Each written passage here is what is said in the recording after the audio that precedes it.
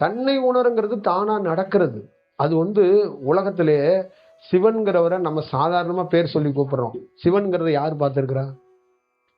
ரொம்ப பெரியவருங்க இந்த உலகத்திலே, ஒரு பெரிய அலைவரிசைங்க அது.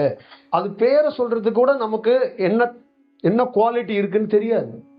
அது பேரை நம்ம என்னமோ சாதாரணமா ஒரு சுண்டல் மாதிரி ஹேண்டில் பண்றோம். சிவன் அப்படின்னு அந்த சிவன்னா அதை சொல்லணும்னா 10 நரம்பு எழுந்துச்சுருமா. சிவன் நீங்க சொன்னீங்கன்னு உங்க உடல்ல இருக்கிற 10-20 நரம்பு எழுந்துருமா. இன்னும் அழுத்தி சொன்னீங்கன்னா 71 நாடிகளும் எழுந்துருமா. ஏன்னா நரம்பு மண்டலம் மட்டும் இல்ல, அண்ட சராசரமே பயப்படக்கூடிய ஒரு பேர் தான் சிவன்.